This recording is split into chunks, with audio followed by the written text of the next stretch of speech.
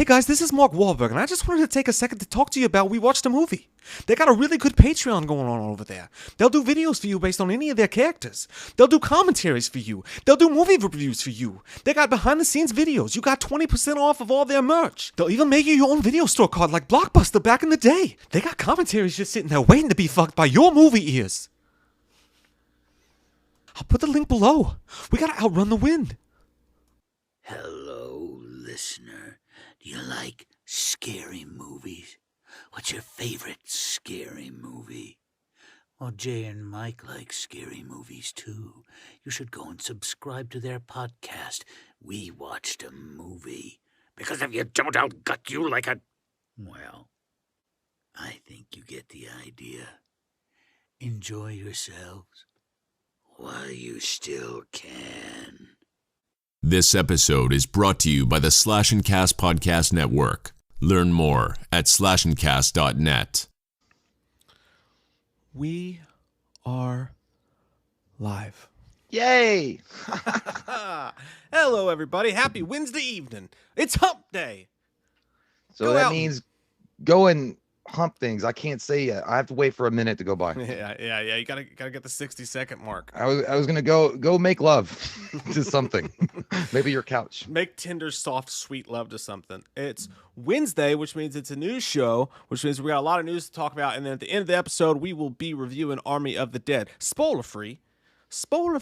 And then maybe when we get together next week, we'll film an actual spoiler review for it and put that out. Dude, I'm not gonna Everybody lie. It's in my top 5 zombie movies of all time. of zombie movies of all time. I thought you were going to say Zack Snyder. This would be No, a good not. review. I know.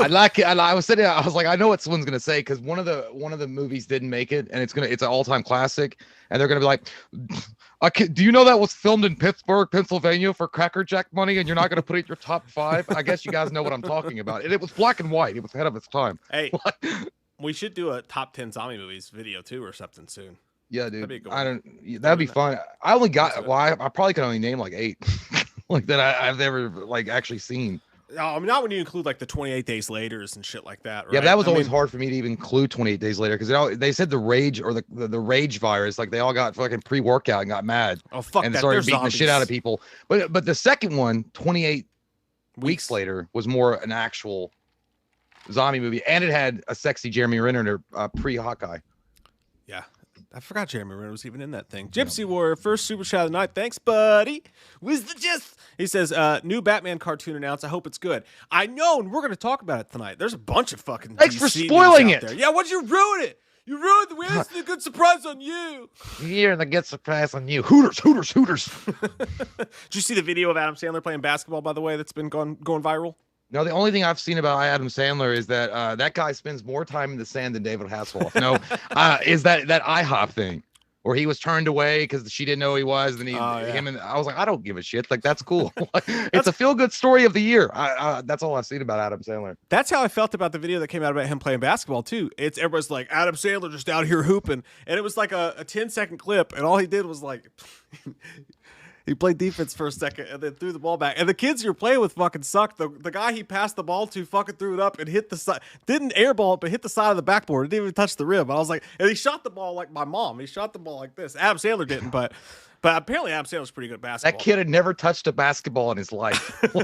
he goes like, hey man, paparazzi, you're here. I got to look good real quick. Yeah. Well, Sandler's apparently really good, but what he was dressed in, dude. Like he has to go out of his way to dress that way. Like I get it's cool that he walks around in basketball shorts. I go grocery shopping in swimming trunks. Like I like that about him. But he's wearing like a triple extra large polo and basketball shorts and like t-shirt and like shoes. He looked like somebody I can't say, but he looked like somebody that he's hooping them days in the early 90s. He's still got that going on. He probably listens to Snow Informer when he rolls up to play basketball. That shit was what he was wearing was so bad they didn't even wear that. They wouldn't have had it in the 90s. Dude, if I were him, what I would do, I would roll up to the gym and play basketball. I would wear that REO Speedwagon shirt he had in Billy Madison and say, stroke man. That's the people know I'm coming. I'm coming. And hell's coming with me. Anthony Stamps, thanks, buddy. He says, just finished Resident Evil Village the other day. I really liked the game. House Benevento was seriously the scariest level in the game. We still haven't played it yet, but I hear people have been loving the shit out of it all day long. Which part was it? House Benevento. House Oh, I don't- Beneviento. yeah, is that where the big boobied vampire lady lives? Because that was I don't know. I hope so. watched the video of it and I was just like, That's when them not- titties coming back on. That's not scary. That's horny. Yeah, I don't remember. Yeah, it was like again. I didn't play the game. I just watched the video. I watched all the cutscenes put together and watched the movie basically. Yeah. Was the movie scary at all? By the way, the No, it cutscenes? was good. I mean, it's probably a lot scarier if you play it, but it was good. It was a good movie. Yeah. Yeah. Well, there's that then. Someone said, Patricia said, are the guys late? You guys could see us, right? Everybody could see us, right? I hope not. It's like, we're right here. Right here. I can't pull over anymore. Cody Brown says creepy giant fetus. Yes, that was weird. There is a creepy giant fetus that rolls around. It's like that. Oh my God. It looks like your ex-wife asking for alimony. It was like, it was fucking nasty. That's gross, dude. Yeah, she is hot though. I don't know what it is about that 11-foot tall. It's vampire dominatrix, lady. man. Everybody likes that BDSM. They like wonder- it. Like there's a secret part of your hearts and farts that just wants to be dominated. Just wanted her to pick me up and hold me deep into the night. So we'll just jump right into the news here. While you guys are hanging out, enjoy your evening. I hope you're all having a wonderful Wednesday. This shit has nuts in it. The first. The first thing I wanted to talk about tonight, dude, that this is funny. We might be breaking some news here, by the way, in case nobody knows. We might be breaking news on We Watched the Movie tonight. No big deal. We're just fancy like that. Let me move this over here so I can see it the right way. It's actually not that big of news, but it is funny because I feel like this hasn't broken into all the news stories I've been reading about it. So Arnold Schwarzenegger has a show coming out on Netflix. That part's not new. Actually, everybody's running with this story. Arnold Schwarzenegger has a spy series that's coming on Netflix. It's kind of like True Lies. It's not True Lies, but it's sort of like True Lies. And they've been talking about that show for like 2 years now. And they're all talking about it like it's new or whatever, and that's fine and cool. But it's like, I guess it was announced officially that it's going to come to Netflix. But nobody seems to, at least in my travels on the internet speedwagon, that nobody knows the name of the show. But I am subscribed to Arnold Schwarzenegger's monthly newsletter because I'm a nerd and I like his motivational tips. I thought, I swear, I almost say like I'm a loser. His monthly loser letter. Pretty much. For a little girly man who wants to get pumped. And here's what it says. I'm not sure how Arnold would feel about me sharing this. Hopefully he doesn't get upset. Hang on. I got to fix the screen here. But no, the newsletter, by the way, if you're not subscribed to it, go to ArnoldSchwarzenegger.com or wherever you get it and get subscribed to it because this shit is awesome. He's hilarious and I love him. And, I've always loved him.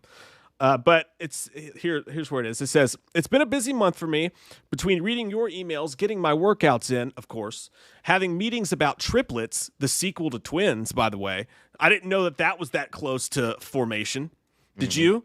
What is it? Triplets, the sequel to Twins. Oh God, no. That would have been all right.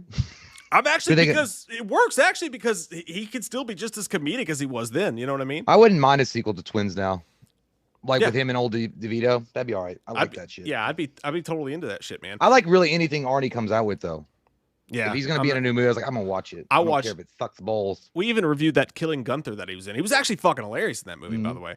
He's But- good, man. Anyways, he goes on to talk about it. He says, between getting my workouts in, having meetings about Triplets, the sequel to Twins, FUBAR, my television spy series with Netflix, by the way, FUBAR, in case you don't know, stands for Fucked Up Beyond All Repair or Recognition. Hey, man, we learned that back in the Tango and Cash days. That's where I learned what that phrase meant. And other movie and TV projects, doing interviews to promote Superhero Kindergarten, my animated series for kids, and recording conversations about getting rid of pollution while I prepare for my Austrian World Summit in July. Lots been going on. He's a busy man. But in case you didn't know, the name of the show is going to be called FUBAR, which is fucking awesome. That's an awesome name for a show. It's a good title. It also sounds like a biker bar in the middle of New York. Hey, let's go to FUBAR and get fucked up. Here's a heroin needle. What? Hey, you don't go to FUBAR unless you're strapped. I'm interested to see what he does with it. I mean, Arnie's an entertaining guy, and he's also refined his acting abilities, which he's one of the last few of the Mohegans as far as like action stars that stuck around, like from the 80s, those big action stars that have actually a career now besides, like obviously Sly and stuff. But Yeah, dude, I can't wait. It's gonna be fun. I just don't know I mean, is it what, like, I guess a spy show? Like, what are we spying on? Like, I don't know what we're doing. Yeah, hopefully it's like, hopefully it really is just like True Lies, like an international spy. I don't know. Maybe I have no idea. if they're, he's definitely got to add. He's got to throw comedy in it at this point, because he'd be like an old aged ass spy. He's like, I meant to get out of the business a long time ago. I'm sure that it's gonna be great, dude. Because like, dude, I don't know why Arnold's not more stuff. Like we've always said, like Arnold, we get super excited every single time he comes out with any property whatsoever. I don't know why he's not still in a bunch of shit. Like he's clearly in great shape. He's clearly taking good care of himself. He's clearly just as fucking charismatic as he's always been. Put Arnold in everything. Why has he never been in a superhero movie yet? Because he's too damn big. He won't fit in the tights. He's fucking real life superhero. God damn it! I love Arnold Schwarzenegger, and that's the truth. Something else that was really cool that came out today was the trailers for Fear Street. We're not gonna actually do a reaction to the trailer because it's kind of all over the place. But check this out. This is my favorite part about the whole thing. R.L. Stine's Fear Street becomes R-rated. Netflix movies, with the first teaser, they're gonna do 3 movies on Netflix based on R.L. Stine's Fear Street, and that shit's gonna be R-rated. It's like everything we always dreamed for fucking Goosebumps, dude. Yeah, it's when I was a kid, I was picking up those Fear Streets. I was like, boy, oh boy, I hope a streaming service one day comes along and makes it fucking rated R, because this shit's scarier than Goosebumps. But yeah, dude, it looked good, though. It looked good. I will say one thing about it, though. At the very beginning, it reminded me of a Light Bright commercial. And then it kind of pulls out. And the first thing I thought was like, that Fear Street shit. Like, it used to, like, wasn't there a basketball clothing line called Fear or some shit like that? Or a t-shirt. So. It was called Fear. I don't know. That thing, it looked like spray painted across Fear Street. It looked like I was like, that'd be a cool ass t-shirt design. I'm actually legit super excited for it, because it's just, I feel like they should do that with a lot of old properties from when we were growing up. You know what I mean? Like the Goosebumps, the shit like that.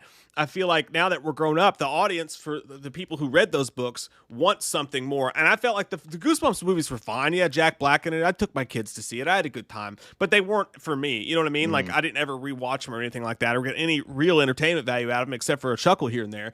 But the fact they're doing it, by the way, Christopher Nelson is on this SFX design team, which is fucking dope as shit. And in the trailer, they show some good slasher goodness. So if you guys haven't got a chance to watch the trailer for those, they got an old potato sack dude running around there. Looks like some slasher. One of them's based in the 90s. One of them's based in the 70s. They got the skull suit thing on. I'm fucking jacked to the tits for Fear Street, man. It comes on July 2nd. And then 1 week in summation, 1 week afterwards, in concession, I can't see my own shoes. Yeah. 1 week in a row, starting July 2nd. They've got 3 different Fear Street movies coming to Netflix. And the trailer looks good, so watch it. Yeah, dude, I'm excited about it. I really had low expectations when I watched the trailer, because I thought it was going to be another cutesy pootsy Goosebumps thing. I'm like, right. Oh. And then I was like, yeah, I feel what you've done here. I like it. Okay, where's my side? And it's good. I like it. It's good stuff. Yeah. And it's weird because I barely remember Fear. I mean, I remember Fear Street, but I always read Goosebumps, and I would read Fear Street now and again. But it was like, it was kind of, and I know it was like, even the books were supposed to be like more mature, like a more mature audience. Not like, it was more like the rated PG-13 of the Goosebumps series, and then the Goosebumps was more like PG. Yeah, I never read Fear Street, to be honest with you. I'm just excited for that Goosebumps-ish quality to take, because it's never done that before. It's always been, like, even the show's good. Like, I like watching the show with Ellie, and she loves it.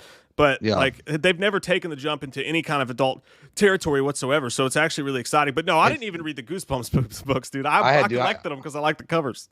Yeah, I had read them. I had a shit ton of them. I even had those. I think they even came out with like a Choose Your Own Adventure Goosebumps. I was like, this shit's off the hooks. And then I was like, it's boring. I got the Star Wars Choose Your Own Adventure. But you know, Fear Street is also one of those things that you could say when the condom breaks when you're having sex. I'm on Fear Street. I'm on Fear Street. Like, that could be like that one show, that drama. It could be like a teen drama. It's like Fear Street. What happens when the condom breaks, dog? And you're the mayor. I should have got those Magnums. I knew they were way too big. By the chat says that the thing you were talking about was No Fear. That was the clothing brand you were talking about. I didn't realize it was a clothing brand. I thought they were just bumper stickers.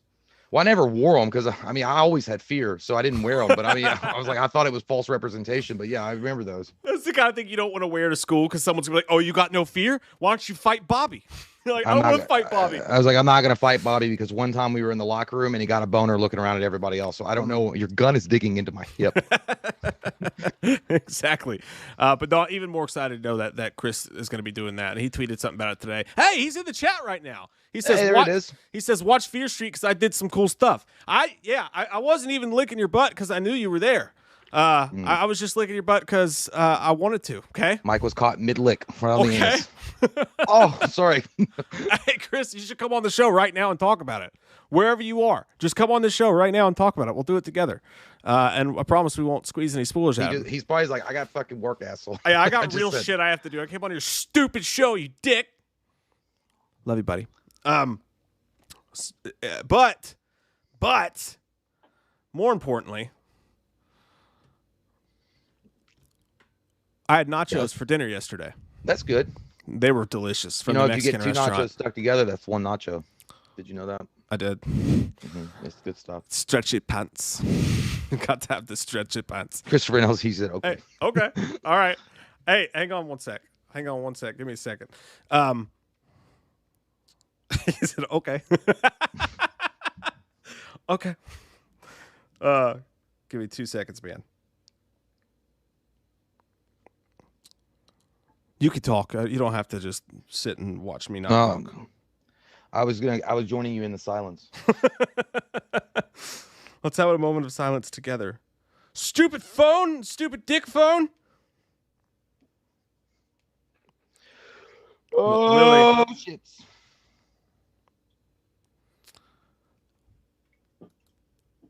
Let's see here. Are you just going to put him on speakerphone? No. Patricia Gregory has a super chat in there if you want to read that. Oh, Hang on one sec. I did not see. She says, thank you so much, Patricia. She says, hi, Mike and Jason, and lots of love. So happy to be a part of the Wham fam. Appreciate all you do. God damn it. Well, thank you so much. That's very sweet of you. And you will be getting a Hallmark card for Thanksgiving. That's for sure. It's just going to happen. Thanks, Patricia.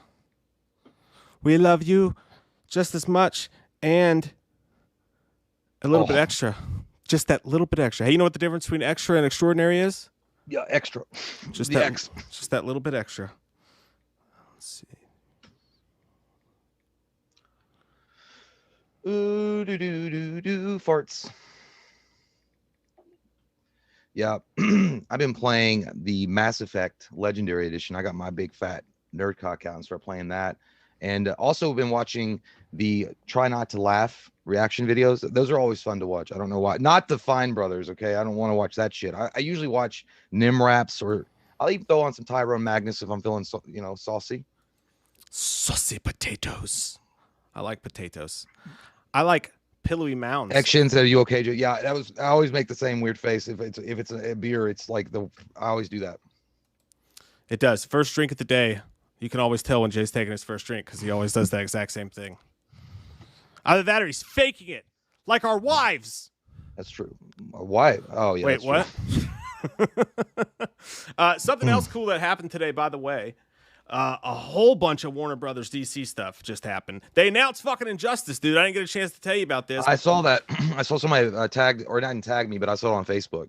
It's just the animated movie, and there's really no details about it except for they're gonna have an ad for it in the one that's coming up. But that's dope as hell. We all know DC animated crushes shit, and they'll crush that too. And that storyline for Injustice is so fucking cool. Ironically, really weirdly kind of what Zack Snyder was going towards at the end of his last movie. I'm okay with. I saw somebody was like, well, saying, it kind of sucks that it's not gonna be a live action film, but DC is top notch when it's their animation, so I'm not worried about that at all. I just hope they go I want a rated R one. I want a rated R Injustice Gods Among Us animation. That's true. I bet it is rated R because a lot of their animations are, right?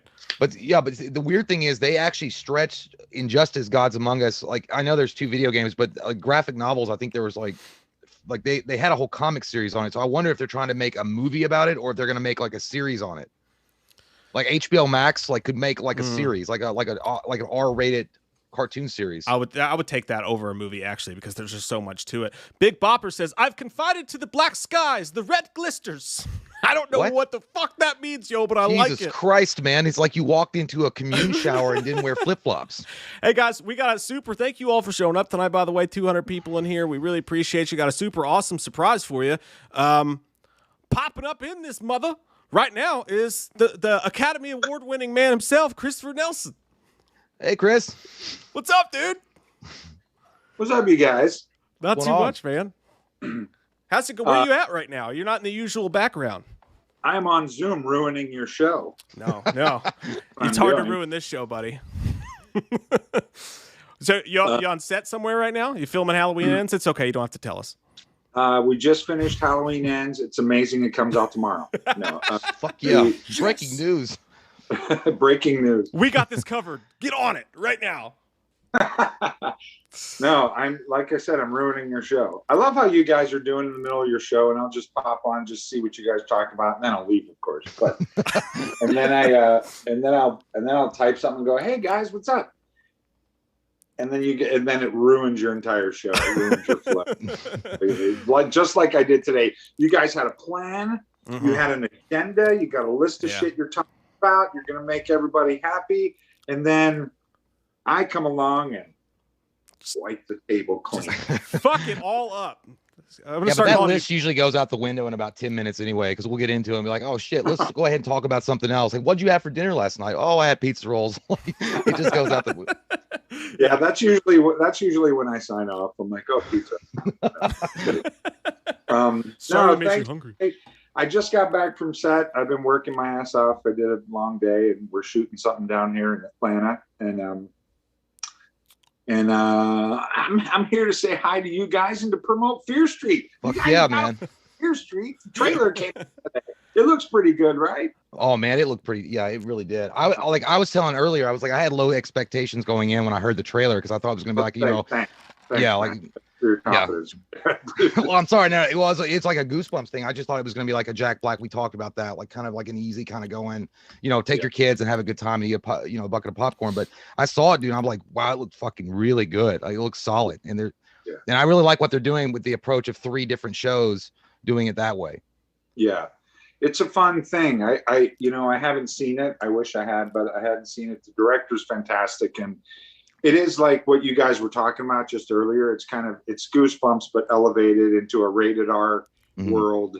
You know, kind of. It's not. You know, it's not Last House on the Left, so don't Right. get excited about that. But it's got some really cool stuff, and it plays with a lot of the archetypes of slasher movies and horror movies. You know, we have all different kinds of characters and killers and stuff. So it's gonna be. I think it'll be fun. I think it's, you know, pop your popcorn, sit the fuck down. You know, Let's Enjoy take a trip on Fear Street. exactly. Yeah, Drop some- If you well, I drop saw acid, it'll be better. If you drop some acid, it'll be amazing. it would be That's fucking the backhead headline. Jason will be coming out of the wall from 1978. Yeah, That's the headline right there. Christopher Nelson says, "Drop acid before you watch Fear Street, kids." Great. I love that I live in the culture that anything I say will go on fucking, you know. Don't worry, not on our show, buddy. You're safe. Mike's got TMZ on like speed dial. I'm gonna start recording this real quick.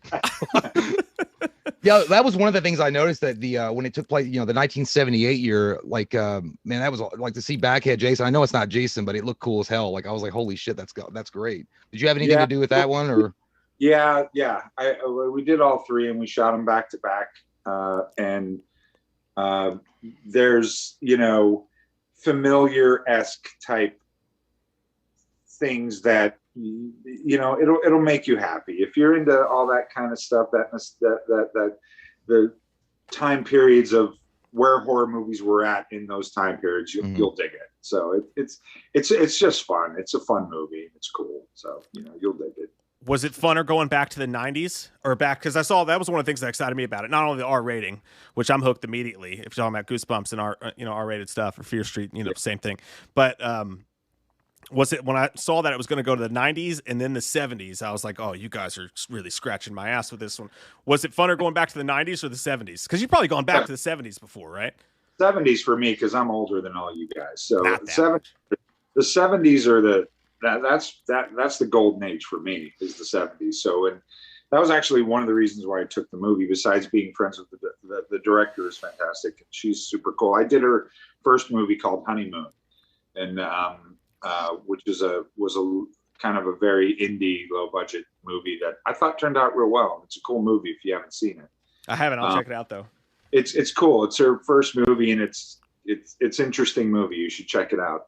But the 70s thing, I was like, I read the 70s script. I got all three, but when I read the 70s one, I was like, oh, I got to do this because there's a lot of familiar stuff in it that you guys will like, I think. So, yeah. How fun was it to do the different time periods and have to work on, like, you had 94, 78, and then 1666? Like, did that like stretch you creatively, or did you like that a lot? Yeah, for sure. It did. It's challenging, you know, and I also kind of, in a weird kind of way, I certainly can't spoil anything because I'll get fired again. But Again. But That's got to be a story. You know, I tried also too to kind of go with the different time periods. Obviously not 1666. There were no effects in 1666, but try to do, or maybe there were. I tried to do kind of creatively lean towards an aesthetic or a look to that time period. You know what I mean? Which is fun to do. You know, it's fun. It's there's a lot of stuff, man. A lot of stuff in it, and hopefully some of them will become iconic. I hope. You know, we'll see. I don't know. Did what's the new Myers photo, huh? Oh, Dude. Holy shit! I know you know what we thought about it, but Jesus Christmas! Can I ask you, by the way? I wanted to ask you this when I texted you the other day. Are you allowed to say how you did the burnt thing? That can't be a spoiler, right? Like how you made the burnt shit look like the burnt shit. You know, not to call your work burnt shit, but you know what I mean. No, it's burnt shit. So you just threw poop on there and like blowtorched it. I put on a monkey suit and threw poop at it. It's art in some countries. That's art. Exactly. People pay a lot of money for that service. Oh, 100%. I mean, I could, but I'm not gonna. Okay. I'm not gonna yet. I'm gonna wait until the movie comes out because you know what? I want it to live where it's live. I'm gonna kind of make it a point on this one, to be honest with you, to stop talking so much about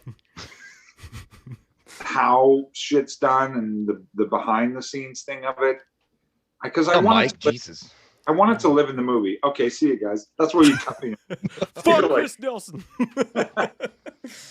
I just kind of want to go back to let it live in the movie, man, and let it be secret. You know, let it just be there and enjoy it there. You know, that's like for people to buy into the movie magic rather than worrying about what goes on behind the curtain. Yeah, I think there's too much of that. I know I get the curiosity and I think it's cool and I'm flattered, but in the end, you do it so people will watch the movie and enjoy it and live inside that world. And I think that's why we enjoy the original Halloween in some of these older movies, because we don't. Only until you don't really know everything. I mean, some people think they do. Yeah, but it's I think it deserves to live there. And besides, I'm really fucking tired of talking. I bet you are. Oh, okay, yeah, dude. I'll tell you what. That's actually true. I remember. I love The Thing, the 1982 The Thing. I love it. It's great, man. And then when I figured out how they did, well, because dude, badass. Nice. Holy shit, that's great. Yeah, I love it, man. And when I figured out how they did, the doctor reaching in and having his arms bit off, because they did like a whole behind the scenes thing, and I watched that. I'm like, well, shit, it kind of takes you out of it when you watch that scene because you're like, oh, that's how they did it. Okay, it's not scary anymore. Because that's all kind of really you think about now when you watch those sequences. You're like, oh, they did that, and they hired an amputee and made him go, right. And all that. And that's where they lit on fire all the toxic stuff that Rob Bottin didn't. It was like, it kind of, it doesn't ruin it, but it just kind of changes the perspective of that film. Yeah. Well, you play. I know you play bass, right? So did you play in a band? I don't think we ever talked about that. I did play in a band back in the 80s. I did. There you go. You got to get those demos, by the way. We got to hear it now. I was in a heavy metal band. It was more like a new wave of British heavy metal. I used to have hair like down to here. It was I see you laughing. It was true. I believe it. I used to actually be cool, and I was in a heavy metal band in the '80s. I played all the clubs, like on the Sunset Strip. I did the Whiskey and the Roxy and the Troubadour and the Waters Club and stuff. And those were very different times. But at the same time, getting into makeup effects, that was I was getting into it, and then I really hit my stride, early like 91 or something like that. But yeah, I was in a band, and it was fun. Of course you fucking were. I was like, were you ever in a band? You're like, yeah, I played the fucking Whiskey Go-Go. No big deal. Used to play the fucking Strip, man, Of course you did. Well, that's why I asked that, because that's when I love the idea, by the way, of keeping the mystery and not talking about it. We always talk about with the trailers and stuff like that. We were just talking about how, obviously we hope the trailers for the new movie don't show much, keep it all very vague as possible. So we appreciate that. You just took it another step further. But the reason it took me back to the band is because I always remember when I was growing up, I always admired, and I still do, but really admired the writing process of people in bands and stuff like that. And I thought it was amazing when they do what they do. But then when I was in a band much smaller than yours, and you meet the other people in these bands in the backstage and all the stuff like that, it really just it becomes so not Disneyland anymore. It's like, oh, you're just a dude like me who just fucking wrote a song eating his Cheerios this morning. You know what I mean? So I like it. Yep. I totally agree with that. Mike's band played the Strip, but it was the Walmart parking lot Strip. But no, that's cool, man. Yeah. Did you ever want to have your name be like Chris Rotten? Is it thrash metal? Change your name? Fuck yeah, Chris Rotten. No. The best metal name was taken, so I didn't even bother. Yeah. Best metal name that I've ever heard was Amir to Rock. Oh, Amir to Rock. Amir to Rock. Holy it was shit. AMIRDAROC. Damn, I'm here to rock. I'm here to rock. Yeah. To rock. You can't do better than that. I don't know. I still think that Paul Rudd Pipe Attack is a pretty good band name, but from H6. But I'm pretty sure that gets shit on every time I bring it up. So I just won't bring it up here because my feelings get hurt, and I'm a human being too. What? Duct Tape Frankenstein would be a good. That's a good one. I like that one. I dig that. I dig that a lot. I could name my car that. Yeah, but yeah. So I'm excited. Stuff's starting to roll. We got Fear Street coming up. We got Halloween coming. I'm excited about the Halloween. I really enjoy getting all the messages from you guys asking me to paint your mask and to make you ones. Keep them coming. I got the list going. I'm just going to make everyone in the entire country a mask. There you go. Why not? I sent some sarcasm there. That was a dick thing to say. No, you say you said some sarcasm. He's like, yeah, because I'm laying it on pretty thick. Stop fucking emailing me. By the way, we already have ours. He's talking to all of you guys, so we're not offended at all. I mean, oh my goodness. Robert Ben to you guys. I'm just fucking kidding, man. No, dude, was that exhausting though, doing all 3 movies? I mean, did it feel like you were doing 3 movies, or did it go quicker than that? Fear Street? Yeah. Oh yeah, it felt like 3 movies. Yeah. It was a long, arduous process. Yeah. But they all are now. Every movie is hard to make. It's strange because now, they don't ever give you enough time, and they don't ever give you enough money. And the creative process is very, seems to be getting more and more watered down for them to let you do some cool stuff, so you try. The best you can do is try to slip a nugget or 2 in of something cool that if you can get one thing out of a movie that someone will look at and go, that was cool. Yeah. You're pretty lucky. If you can get more than one, you're doing pretty damn good. So did they tame you at all? Because I mean, even though this is going to be R-rated, was it? Well, first off, I guess I got to ask you, because you're the effects guy. So when you're reading the script, they probably at least got to come to you and be like, by the way, this is R-rated. Do whatever the fuck you want. Or they had to come to you probably and be like, keep it to a minimum, Chris. What was that conversation like in regards to this being originally a kid's property? It depends. It's weird. David Gordon Green's really good about going, what can we do? Let's do something cool. And you're like, okay. And then you do it, and then you do it. He's great at that. This movie was a little bit of balance of both. There were some things that I was like, we should do this, and I was like, great, and then we did it. But then, you know, just because it's an R rating doesn't mean you can do whatever you want, because then it ends up being a no rated thing, you know. Right. So, Yeah. so there are limitations even with an R rating that you have to do, and also you have to play to your audience. You know, you're talking Fear Street, and you're talking R.L. Stine. You have to.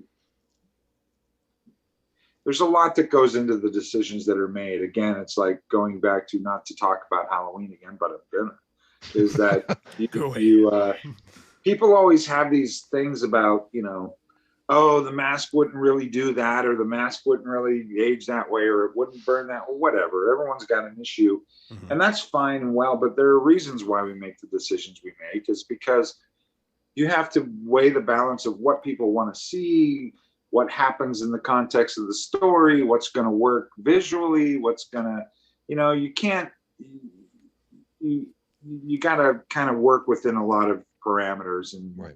And again, if you can make people happy within that, then that's a good thing. And then, of course, you got to listen to the director too, because like you had said before, you know, specifically with the masks of Halloween, that every director has a different creative vision on what they want the mask to look like. So you have to work within that confines. I get it. Yeah. Yeah, absolutely. You're not it's not like it's my way or the highway. The mask is like this, so fuck you. You can't do it.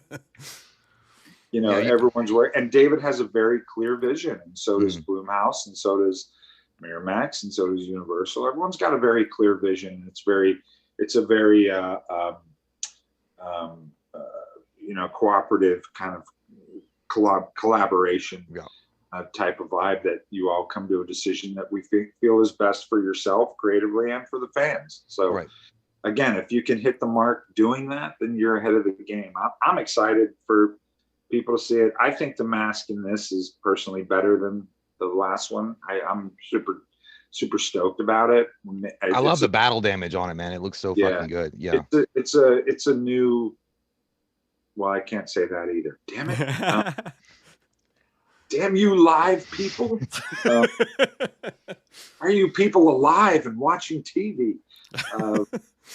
It's going to be cool. I'm excited about it. And that picture is fucking dope. I was surprised with that, because I honestly didn't think they were going to start rolling out a campaign until next month or so, you know, like maybe July. But so to get that picture excited me too, because I was like, woohoo, look at that. Were you psyched they didn't show the complete profile? Because I mean, they've done a good job of being like, yes, okay, the mask's gonna be. You saw in the teasers, like it showed a little bit of it, but they still haven't done the full, you know, right side of his face yet. And I'm not going to ask you that because I'm not trying to slip you up. I wonder if there's. No, I wouldn't reveal that, first of all, and second of all, you know,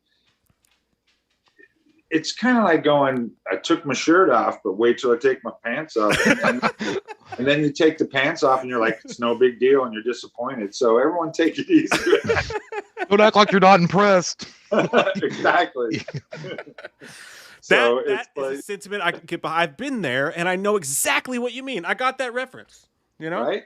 You know what I mean? Take off your pants, and everyone's disappointed. Yeah. Can we let's just enjoy the making out. And when the pants come off, just don't have any expectations. So everyone take it. So, I hope that gets quoted. I hope that's the fucking headline that like comicbookmovie.com picks up tomorrow. Chris Nelson. I'm going to stop while I'm behind everybody. I think Dave froze.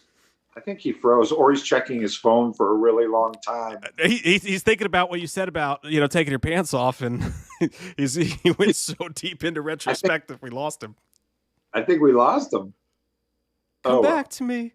He'll pop back in here in just a second. Sometimes his shit freezes up. Okay. Usually not for this long.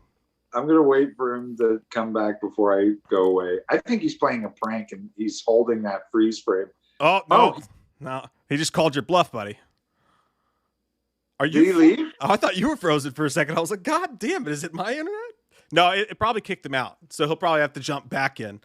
He should just pop back here in just a second. It happens sometimes. We're not professionals. In case you didn't know that. It's not my fault, right? Now I feel really proud. Yeah, if you didn't take up our bandwidth, Chris, Jesus. All right. No, this is probably good for me to leave, because I'm behind in this whole conversation, and I have to get up at like 3 a.m. and go back to work. So, should I wait for? I'll wait for him to come back. Say goodbye. It's up to you. You're not behind though. You're perfectly good, man. I'm thankful you came on. That was awesome of you to do. Well, I just got home and I was like sitting there eating something, and I'm exhausted because I had a super long day. And I was like, and I went on and I'm scrolling through stuff and got a notification, and I started checking out, and I saw you guys were going to talk about Fear Street. So I was like, I gotta say hi, Fear Street. Trying to pump Fear Street. Fear Street. And I might regret that if it comes out and everyone's like, holy shit, that movie sucked. Next time you're on, I'll be like, that's the fucking Fear Street guy. Yeah, exactly. Get him. Oh shit, man. Oh, here comes Jay right now. Here comes Jay. So you're good. By the way, while Jay's popping in here, when's the next Thing with Two Heads show? You guys are killing it with the new show, man. We love it. I don't know about that. Thank you, though. I think it's great. Hi, Jay. Hey, I'm returning my AOL starter kit up. So, yeah, I got that free sample in the mail. I'm returning it. That's it. I thought that you actually were. I'm not kidding you. I thought you were checking your phone, and you were like, you just checked out of the conversation. No, all I heard the last thing was like, we'll just make out, and boom. You couldn't handle the sexual tension. It's too much. I was like, I have to go to church now and douse myself with holy water. It's just too much.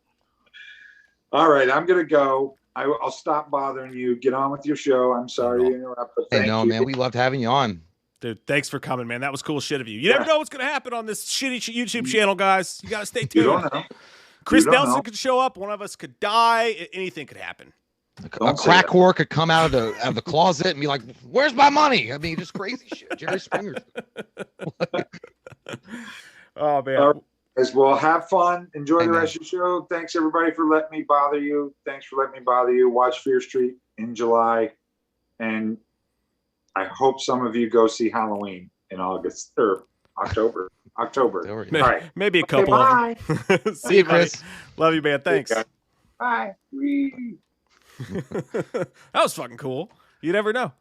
Well, I missed the last goddamn 7 minutes of it because my fucking internet sucked a big old camel cock and said this.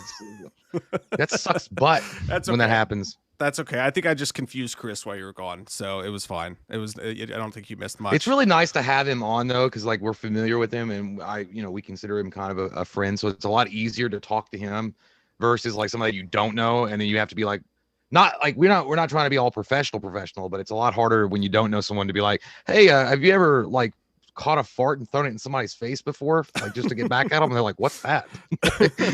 Well, it's weird, dude, because like I'll never forget in my entire life the first time Chris came on the show, or the first time he even messaged us and was like, hey, I like your show. And I was like, this motherfucker's got a fake account. I know that's him. And since that day, he's just been the nicest, sweetest, most giving human being ever. And now, like, I'll never forget the first time we were going to have him on the show. You and I were both shitting bullets for like 2 days. I think he was the first official guest we ever had on the show. He was. We were shitting bullets, man. Like, it might have been scared. Yeah, I mean, as far as like that works in the field, I think we might have had Roy from the Merkins on before, and Michael I think we might have had them on before. So we were kind of like, yeah, that was the first like Hollywood dude that we've ever like that's in the biz with the BIZ. And that was fucking scary, dude. Yeah, I remember we were like, dude, we can't fuck this up.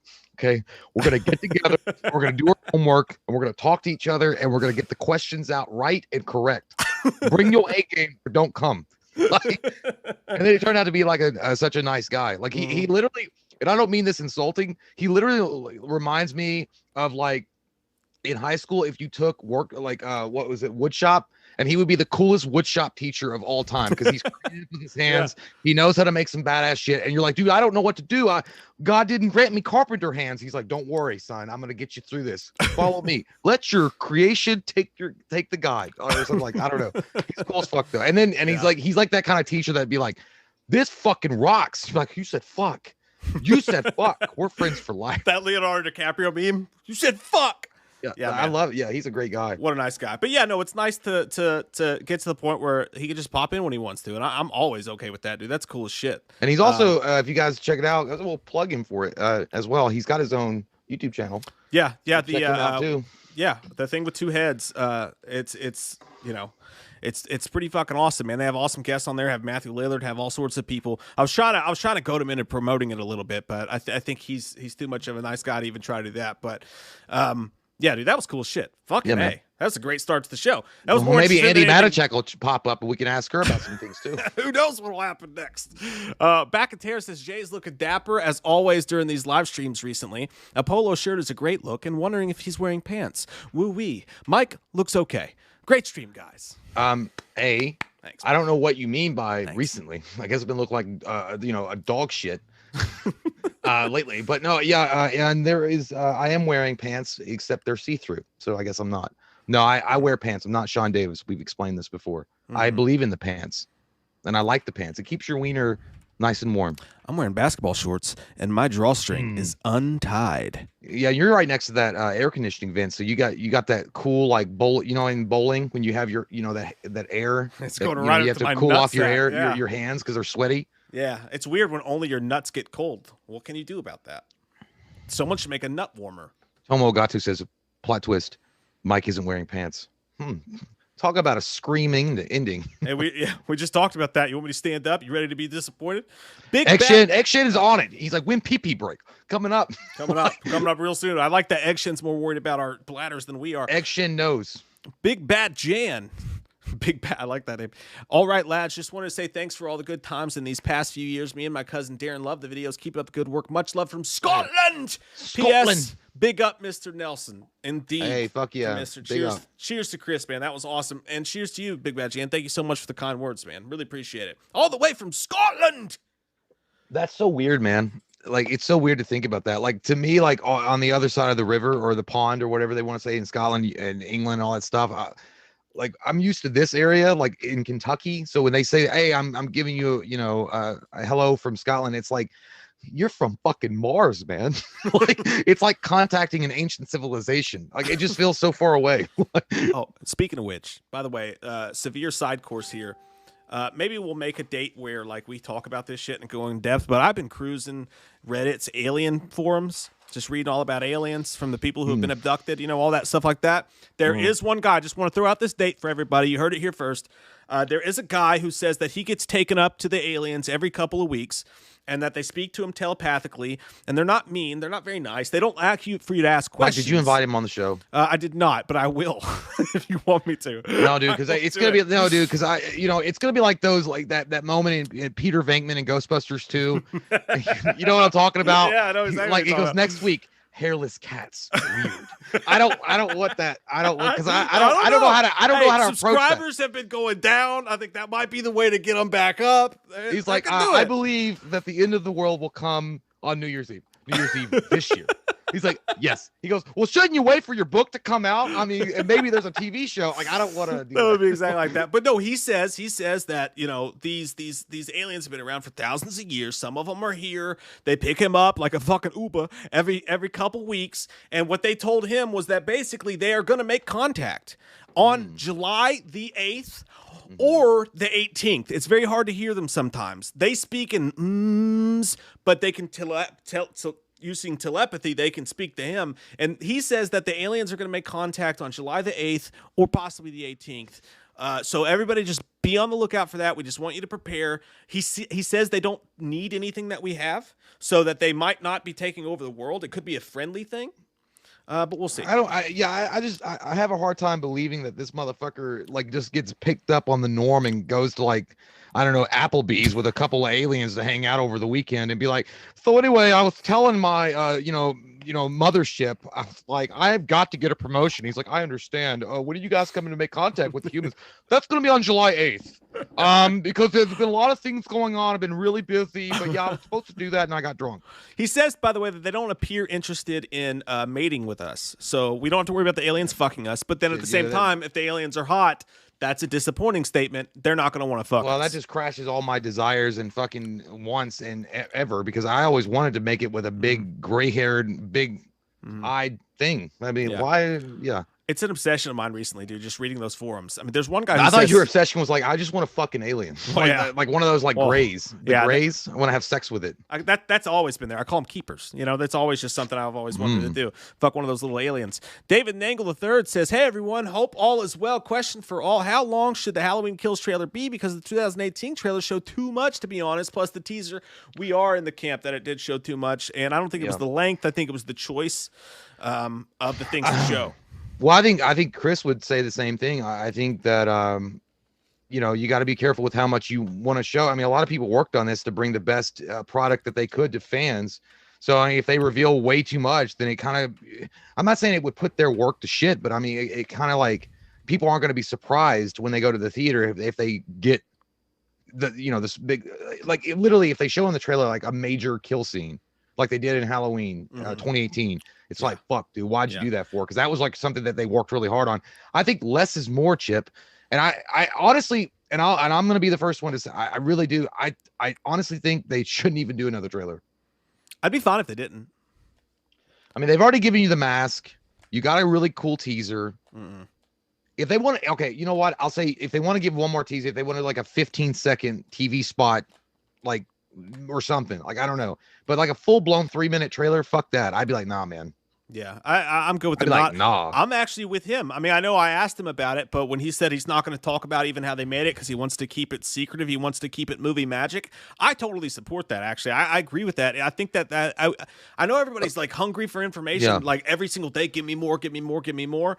But at the same time, like, let's just enjoy the fucking movie when it comes out. You know, I think the prolific, big giant, like the movies that are more prolific, like the Halloweens, the Friday the 13th, the Nightmare on Elm Streets, even to a degree, Texas Chainsaw Massacre. I feel like those kind of horror movies, because they depend so much on the suspense and horror of the, you know, being able to sit in the theater and be like, holy shit, I didn't see that coming. Yep. Showing too much is literally taking the whole thing out of the book. I mean, or taking it out of the excitement for the crowd.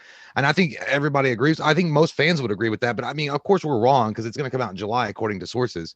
I mean, I see that shit posted every fucking time. So it's coming out in July, guys. Don't worry. Well, that just told you right there. I think what he said right there is you've got, you know, multiple people, you know, and I am not talking about anybody specific. I'm not talking about anybody that has done this for years and years and years and is clearly very smart at what they do. I'm talking about the YouTube channels that have been around. I know who you're talking about right now. No, I'm talking about the YouTube channels that have been around for about 8 minutes, 2 weeks, 2 months, said, hey, I was talking about Halloween Kills, get some views. Let's take it, you know, like I'm talking about those people. It's very easy for people to go out and, hey, our YouTube channel's been around for about 2 months. Let's just say that we know some shit and get some views, and that's what people are doing. So you got a lot of people out there saying, hey, I got my source fucking told me it's this day. And so I heard from a guy that was in a locker room that was next door to a guy that worked on the set, and he was cousins and roommates with the guy that was his mother, a girl that was his mother. Yeah, right there, you heard Chris Nelson himself say, "Hey, I thought maybe fucking July. I don't fucking know." The guy who made the fucking mask, worked on the fucking movie, doesn't know. So I'm pretty sure that Steve with this fucking YouTube channel about, you know, donkey piss until Halloween got popular doesn't fucking know either. That's all I'm saying. That's all I'm saying. I think it's funny that there's so many immediate experts on you know, shit that works and how things are going to go. And it's, I mean, and they don't just say it like like I'll say maybe, because I don't fucking know, but there's just this certainty. It's like, I fucking know because I read a book on marketing. My source. I read a book on marketing once, and I knew a guy that I was pumping gas next to at the 7-Eleven, and they call it the industry. Jay, they call it the industry. Oh yeah, suck my dick. Okay. That's the you know, but here's the thing. I don't like I like, look, July, it seems like a good date, maybe, fuck, I don't know, but I would say this. I was thinking more June.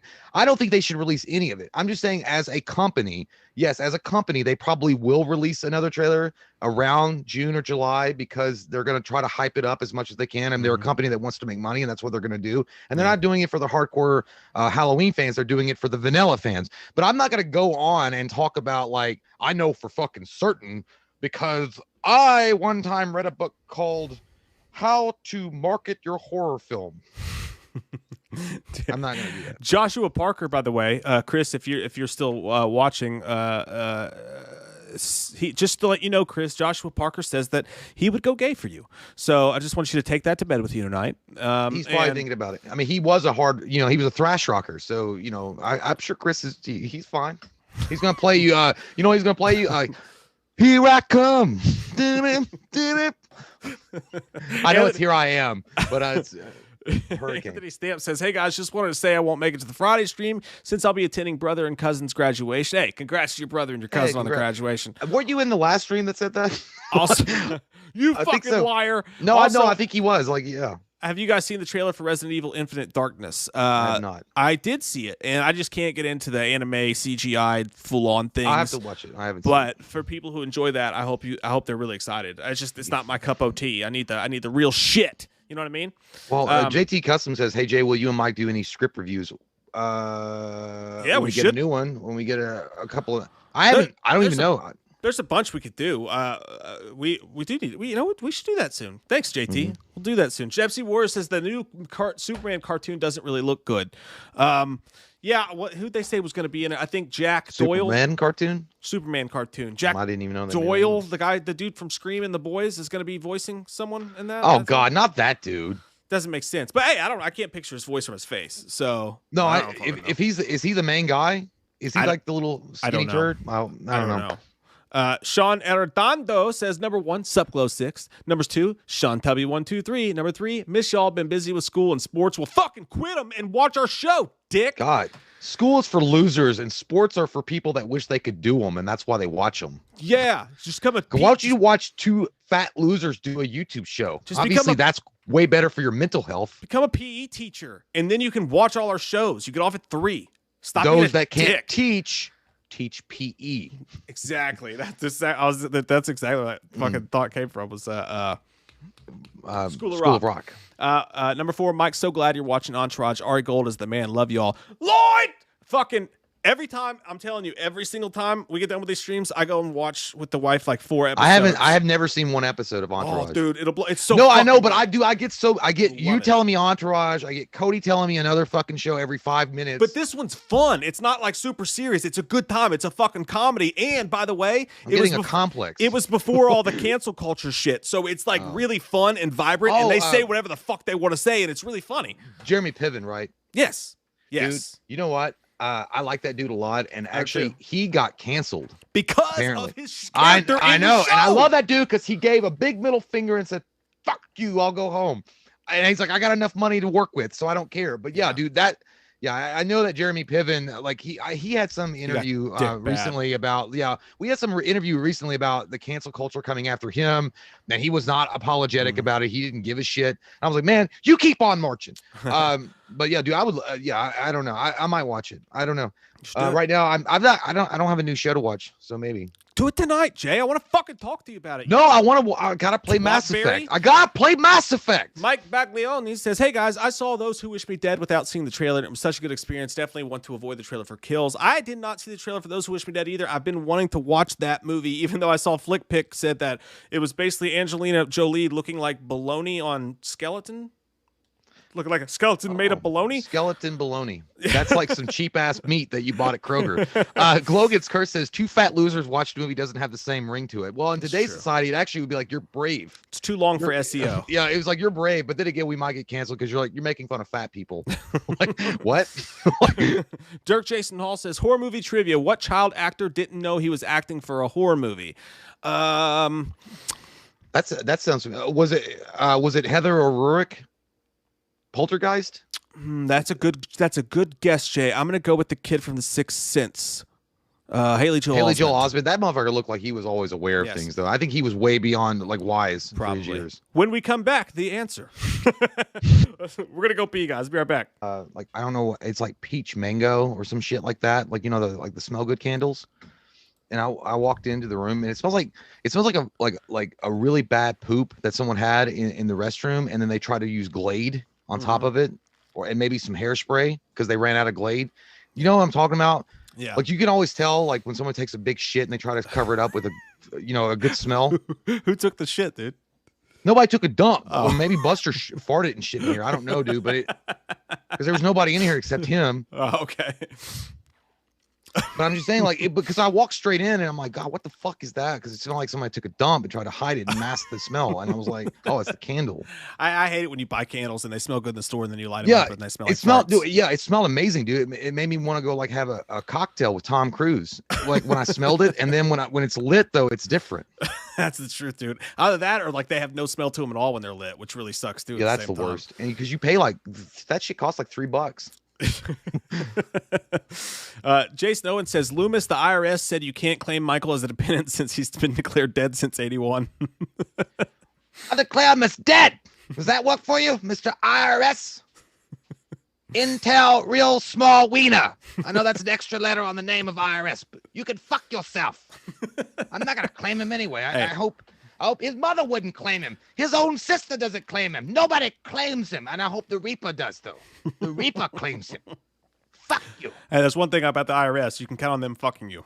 Dude, IRS is the Any biggest chance they villain. get. They're worse than Michael. You can't kill those motherfuckers. Oh, hell like they'll no. come everywhere. Yeah, they don't just return every Halloween. They return. Well, they do. They return on tax season. By the way, I hope you guys filed it. It was 2 days ago, May 17th. It was the day.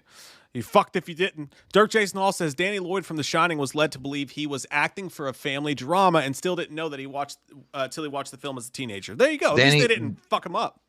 Danny from The Shining? Yeah. Yeah. Oh shit, you mean they ate each other up? What the fuck did okay, how do you not know, like when you're reading certain, I mean, he didn't know until they started filming. I get it. Okay. I was like, I'm gonna say when he saw like some weird shit going on, he's like, this isn't no daytime drama. Dude, I feel worse for the kid who was in Bingo. That movie's fucked up. Back at Terra says, have a nice pee-pee poo-poo.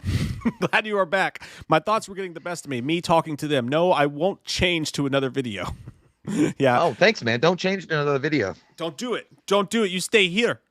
You stay here because Bill Bauer says any Halloween Kills news. I mean, not except the one we covered. I mean, they released that awesome badass like poster for Michael Myers' new mask that we just talked to Chris Nelson about. Yeah. I think the most Halloween news that come out this week was just on this channel with Chris. That's it. I mean, and again, we just talked about that. I mean, less is more. So yeah. I don't, and Chris, actually, I didn't, I know that Mike and I speculate a lot about like, oh, how did they do that or whatever like that. But honestly, it's better to be like in the dark about how they do certain things, I guess. Yeah. I mean, that actually does make sense. But then again, I will, in our defense, and I didn't say that to him because I forgot. But the only thing that we speculate is like when you saw the mask in Halloween, the new poster or not the poster, but the mask itself for Halloween Kills. The only thing we were speculating was like, is that flesh or bubbly flesh on a shoulder, or I mean, we weren't really talking about like the specifics behind the scene, how they do that, because I really don't want to know. It's like 5-year-olds. It's like, but do you think that his face got really hot and then it got melted when he was trying to get out of the fire? Well, hey, to be fair, I mean, I asked that question because I am interested in knowing like how you want to know how he made the mask and stuff like that. But no, I mean, his answer actually changed my mind about even wanting to know, because I'm like, what, that's a good fucking point. It's like that classic saying, you can't. You don't want what you really want, because if you had it, it would kill you. You know what I mean? Like, so like, I'd rather actually not know. That's a really good point that he made there for sure. Yeah. Well, Mike wanted to be Demi Moore to Chris Nelson's Patrick Swayze behind, as he sits behind you, making the jar. Yeah. I want to watch. He wants to teach me your ways. Yes. Dirk Jason Hall says, Danny. Oh, I'm sorry. I already read that. My bad. Back at Terrace. I already read that too. Fuck me in the face. Mike Baglioni says, oh, and guys, sorry, I guessed the character from A Quiet Place literally 15 seconds after you posted on Twitter. LOL. Yeah, no. Fucking, hey, you movie fucking people know your shit. Okay? By the way, there's a new video that just went on the channel today recapping our first viewing of A Quiet Place called I Seen It, A Quiet Place. That's really good shit. Yeah, really had fun making that video, and I hope you guys will watch that because I think it's really good, personally. I'm biased, but I still think it was really good. Hey, buddy. Hey, buddy, what you doing? I ain't on that Twitter. I don't tweets. I don't do it. You know why? It's because I can't fucking keep my sentences in the characters that they give you. Because I'd be typing forever, and I'm like, oh shit, I ran out of room. Twitter's like your mortal enemy. Yeah, it really is, dude. Because I mean, I can't even send a text message to Mike except it's literally in fucking book form, and I start a new paragraph. So I'll say something and I'll enter, Start a new paragraph here. That's true. Worse. That's true. Real quick, we'll touch on the last news that we were going to talk about, and then we will review Army of the Dead. There's not too much in the way of news that we did not get to already, but a bunch of DC news came out today. I don't know if you guys saw this or not. It's been going around for a while, but Warner Brothers again is restructuring all their shit. They just did this with AT&T. And it fucked everything up, and now they're doing it again. They are conglomerating with Discovery now, who owns a bunch of TV networks and a bunch of shit like lions that. fucking We're gonna see all sorts of wild in a shit. DC movie. But apparently, people at Warner Brothers are very unhappy. They're like, we just fucking went through this shit. This company sucks. It's in disarray constantly. And it says here, the mood at the studio can only be described as grim following the bombshell news that AT&T has secretly orchestrated a deal with Discovery that will once again alter the playing field. Now Warner Brothers and the rest of Warner Media will be in limbo for at least a year while a fleet of lawyers and bankers complete the transaction with Discovery. You know what? This is kind of like when Rita Repulsa says, "Make my monster grow." Like I don't, I've lost a lot of respect for Warner Brothers and Warner Media over how they treated Zack Snyder, and specifically the fact that they're a bunch of dickless cowards that won't release the actual numbers for Zack Snyder's Justice League because it knows it'll make them look like assholes. And them partnering with Discovery, the only good thing that comes out of that is the fact that it's possible that if it's a major shakeup in their studio, that you're going to get rid of the bad assholes, the bad seeds, and you're going to have somebody that's going to take it to the future. Take it to the rim, MJ. Take it to the rim. And not only that, dude, but who's to say, and this was my question that I had inside of my own body when it happened, was it's going to be fucked up and no one knows what's going to happen. They announced a slew of stuff today. The dudes who did the Bad Boys for Life movie are going to be directing Batgirl. They announced the Injustice movie. J.J. Abrams is going to be behind a animated Batman movie. But that's pretty cool. I do wonder if there's a small, little bitty chance that, who knows, maybe the guys who come in and take over go, you know what? I'm going to restore the Snyderverse guy. Let's restore that fucking Snyderverse. Dude, I hope it's true, and I hope that the CEO that's going to run it is the same kind of guy that Mike and I would be and be like, I got $1 billion in my pocket. I'm going to buy your shit, and I'm going to fire every motherfucker that ever got in my way for the Zack Snyder Justice League cut, and then I'm just going to start over. I think it might be true, though. It's kind of, it very, as a DC fan, as we are, it is encouraging to hear that the CEO that they're going to be running with at this point, that's going to be because the merger that's going to happen between Discovery and Warner Media, there's going to be one CEO that's over it. They said he brought up in the press conference multiple times Batman and Superman and the characters that they own. So he's a fan, and he's probably thinking to himself, he's like, this motherfucker's a gold mine. You guys aren't really doing anything with it. And I did read further in the article, it had mentioned that there, would does it necessarily mean there'll be more DC movies? No, but it does say there's going to be more DC content. So HBO Max will get more DC content, which is what we need, what we want. Yeah. And at that point, if Justice League, if the Snyder Cut continues on HBO Max, I needs that. Okay, I wants that, and I feel like that's a good start. Yeah, to do something like that. But yeah, and look at what fucking Army of the Dead just did. I mean, and we'll talk about that, but it's getting, pretty great reviews without all the extra Warner Brothers crap. But I mean, it gets even worse than that. There's a bunch of like fucked up shit happening behind the scenes. They said the steady stream of restructuring and reinvention announcements issued since AT&T first agreed to buy Time Warner in 2016 has left executives across Warner Media exhausted and cynical.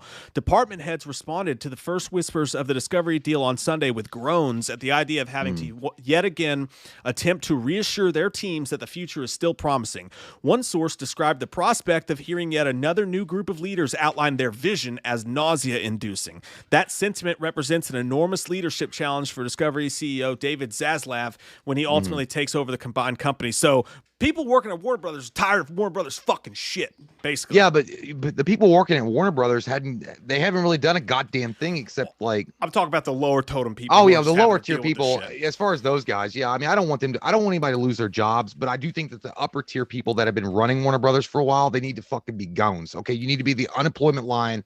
I don't think you've done justice to specifically the DC brand, like the fans that have come and supported you, through Man of Steel, through BVS, through all the bullshit, and you guys still act like complete tool bags and act like, oh no, Joss Whedon is the true fucking Justice League. I want those fuckers gone. I mean, I don't give a shit if I see you at like Save-A-Lot trying to buy bread, okay? Because you've had your time in the sun. But I don't want the little people, I don't mean it like that, but I don't want the lower tier people to lose their jobs or anything. I'm sure they'll be fine. A new direction is exactly what they need. Warner Brothers needs new direction. I mean, this is not, I don't think it's terrible news at all. Yeah, and it could be great news. It just depends on what happens. Well, again, one of the things that they announced today was this new Batman animated series, which Jay and I agree, DC animated rocks the shit. Going back all the way to the first Batman animated series. It's fucking awesome. But this says a new Batman animated series is coming from J.J. Abrams and Matt Reeves as producers. Don't get that twisted. They're not directors or anything out. And you never know when they announce a producer or whatever. Is it a no-show title? Like, we just gave this guy $50,000, but he's not actually going to be there. It was because of some other backdoor deal. Yeah. That's some of the stuff that happens in Entourage, by the way, that if you watch it, you'll love. But they said in their statement, they said, we are beyond excited to be working together to bring this character back to tell engrossing new stories in Gotham City. The series will be thrilling, cinematic, and evocative of Batman's noir roots while diving deeper into the psychology of these iconic characters. We cannot wait to share our new world. And they gave us a picture of the poster. It looked good. Batman Cape Crusader. I love the look of it. It reminds me of DC animated, but dude, I hate those fucking bat ears. Well, I mean, I do know that the article goes on to mention, which is true. It's a representation of Batman's earlier roots in Detective Comics, with the weird ears and all that shit. Yeah. And it might start out that way. Maybe it's going to take place in the early years of Batman, which is great. I think that'd be fine. Yeah, and they also have Bruce Timm coming back on, one of the original animators for Batman the Animated Series, which is great. Yeah. I mean, Bruce is awesome. And he also was a co-creator of Harley Quinn. So I feel like J.J. Abrams, I'm not a fan of him coming on and fucking with DC necessarily, but I mean, if it's an animated thing, fine.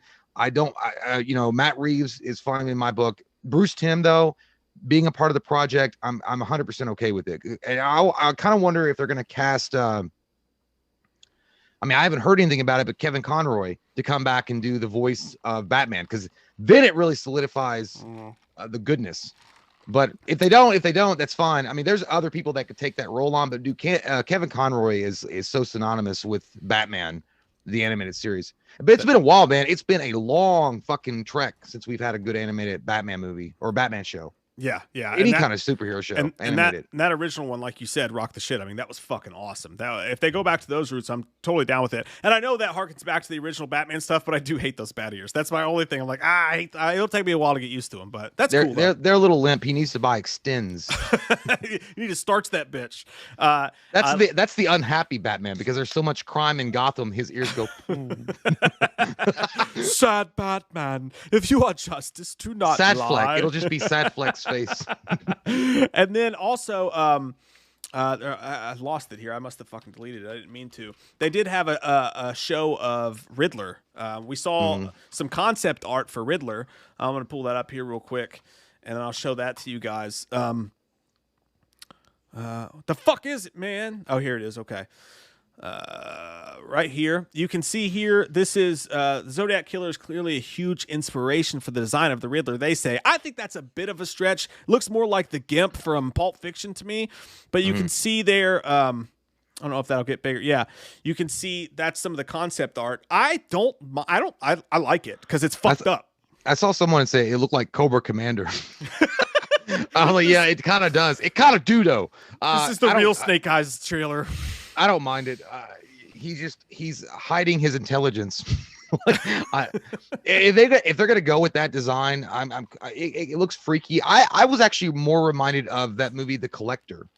You know what I mean? Like the way he looked in The Collector. I could see that. Yeah, I didn't really put two and two together about the Zodiac Killer, because I didn't really follow it that closely. But yeah, I guess. Yeah.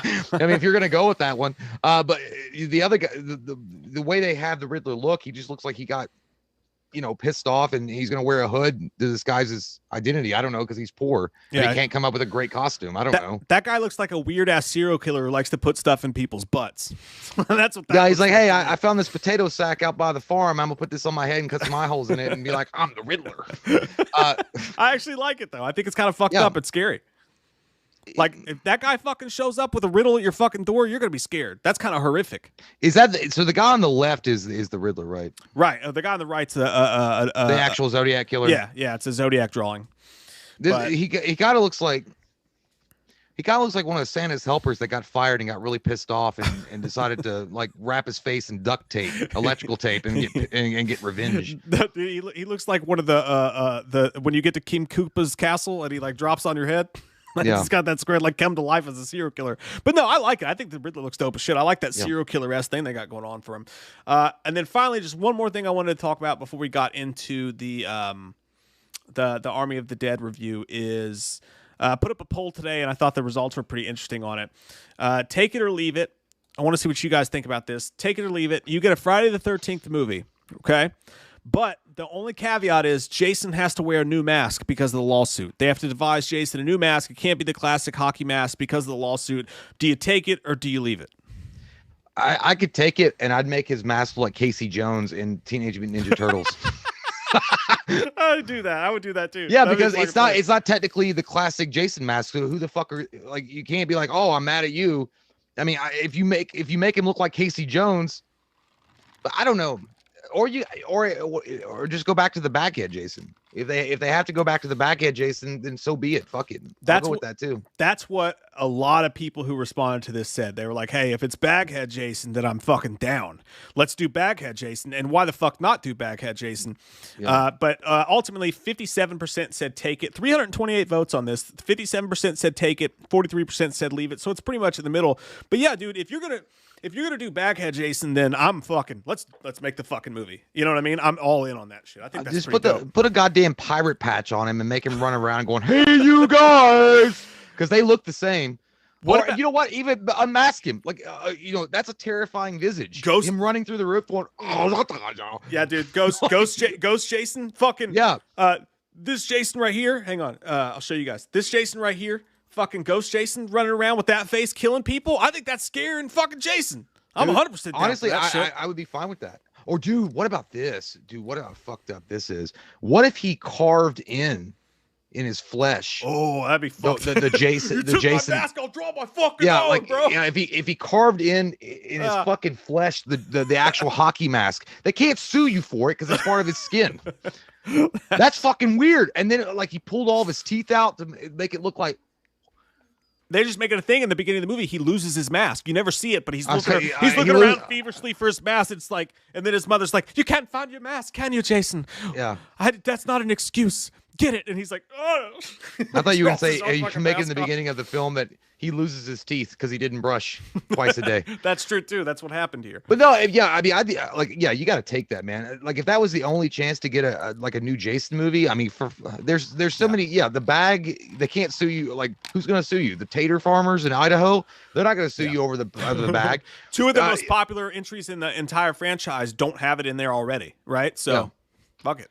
Yeah, and the fact is, you could do so much with just like, again, even if he weren't going to wear a mask. I know it's not iconic Jason. I know a lot of people will get mad about that, and they're also going to call us, dumb dick fanboys of, they're like, well, what if they were going to do that to Michael Myers? But Michael Myers is different. He's always the mask is like the Batman to him, but I feel like Jason is like, he's something you can like switch him in and out of that role. Like if he had the mask on, it's awesome and he looks cool with the Jason mask. Yeah. But at the same time, if he didn't have one, he's just as terrifying. Yeah. And really, if you got to really, split hairs about it, Jason's not nearly as interesting as Michael Myers. I mean, really, he's a dude that survived off the land for a long time. His mama got her head cut off, and that's what it is. He's not. Sorry, mama.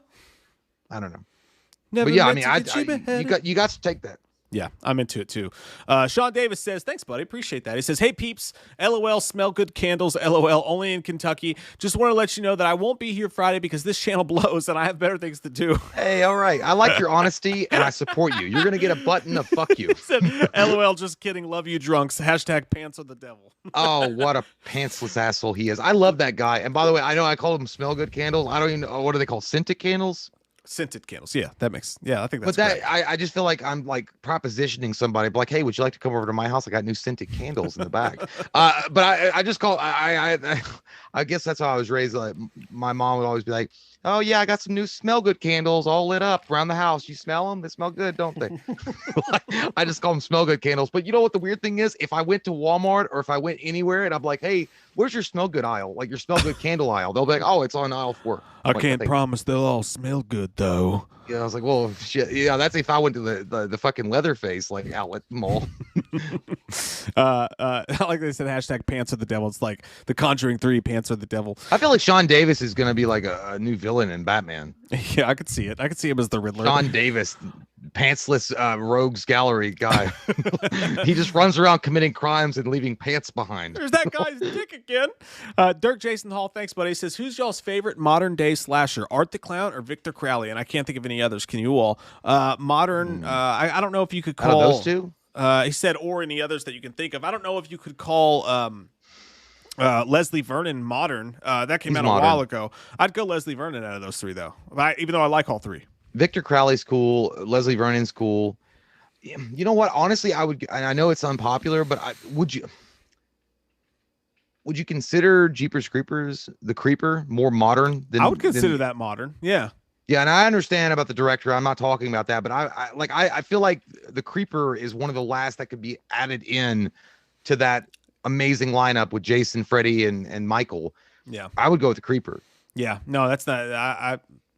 I'm trying to think. I'm pretty sure I would too. I mean, there's been good one-offs. You know, Hellfest had a decent thing, and then oh God, Freaky, Vince Vaughn's guy, but nothing with enough lasting power. Or the baby from Died Another Day. You know what I'm talking about? The fucking time travel movie. Bad baby, Happy Death Day.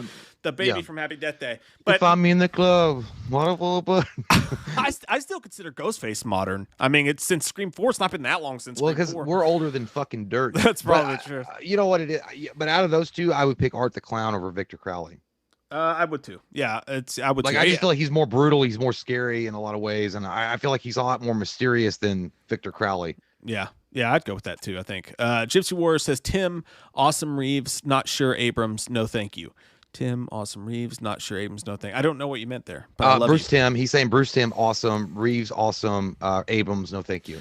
Reeves, that's not what sure. that's the only thing I'm. Reeves, not sure. Yeah, because the movie's not out yet. The Batman's not out yet, so you don't know. Yeah. But I feel like I feel like the small little bits that we've got from Matt Reeves in the Batman with Robert Pattinson, I feel like it's going to be an awesome movie. I really do feel like it's going to be like 7. I feel like they're going to go full on with that. Yeah. But you're right, J.J. Abrams. That's a question mark. I don't know. Yeah. I don't know, Jim. It would be interesting, no doubt. Monet Cloette says, are we doing something special for 130,000 subscribers? And are you guys still going to react live to the Halloween Kills trailer with Lee, Wolfman, and Jimmy? Go well, and thanks for the great show, guys. Thank you, Monet. Really appreciate the super chat there.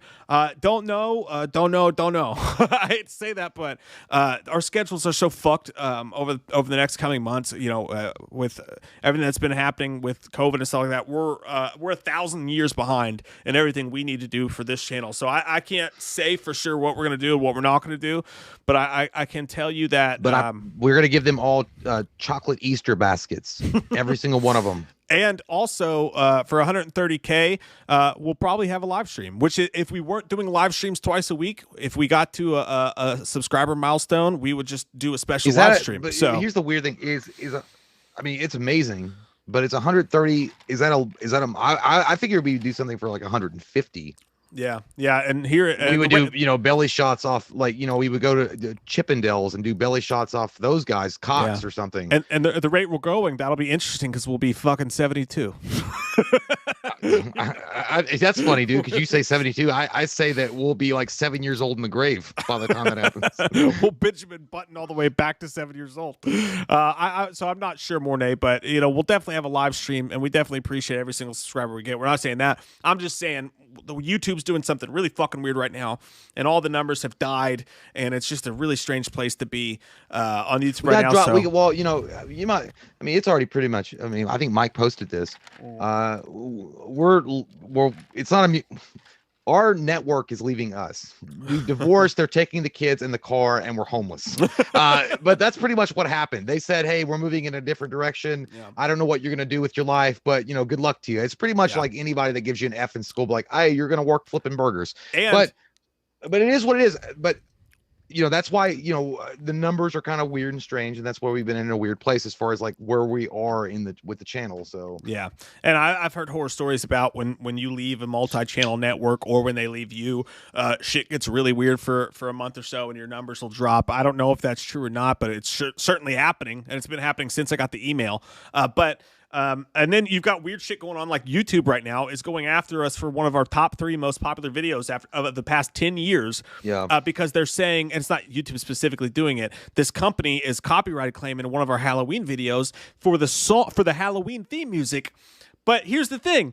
The Halloween theme music's not in the fucking video. You know what it is? I'll bet because they're trying to get you on the Vanilla Ice thing. Like theirs goes ding ding ding ding ding ding. Mine goes ding ding ding ding ding ding. It's not even close. I know what you're talking about because I know it's the royalty-free music. Yeah, so those guys can go fly a fucking kite. Yeah, it's not even fucking close. So we're fighting with people on that, and YouTube's not. I don't know if they're not recommending our videos or if people just are sick of our shit, which is also a good possibility. Hey, but we're not. I mean, we're not leaving YouTube, but I'm just saying, like, as far as our network goes, I mean, you know, it is what it feels so weird too that we're gonna, you know, our partnership is gonna end because it's kind of like that. You know, we're the girl and they're the guy, and they're like, she's like, I let you touch my tit though. It's like, yeah, I know, but I found somebody better than you. I gotta let you go. Yeah. I'm like, oh, okay. And you know, they never did anything for us. And they were so nice about it too. They were so nice because they were like, we're just moving in a different direction rather than just saying, you guys fucking suck and we don't like your content. We think you're human trash bags. Fuck off. The funny thing is they never did anything for us anyway. If you guys are starting a YouTube channel, the number one thing I can recommend to you is not to join an MCN, because I don't know what the fuck they did for us the entire goddamn time we were on there at all. All I know is that now that we're not on there, all of a sudden our fucking numbers and our analytics are in the fucking toilet. Yeah, Sub-Zero butt fucked it. Yeah, but that's apparently it's just it's a birthing pain. Yeah. But yeah, you know, we were young and stupid once, and we signed on with the network, and I think that we probably shouldn't have done it. Snoop a loop, because we thought we were big shots. She was like, "Well, we got a network behind us, y'all. I'm gonna go to the karaoke bar and be like, guess what? I've got a YouTube channel with a network." And they're gonna be all I can say is thank God for you Patreons, and for everybody that super chats and everybody who watches the show. Thanks for keeping us going in these rough waters. You know, yeah, really appreciate. I guess we're gonna go to if worst comes to worst, we'll go to fucking Rumble. That's the only. I just heard Rumble mentioned today, and I didn't even know that was a thing, but apparently that's a thing, Rumble.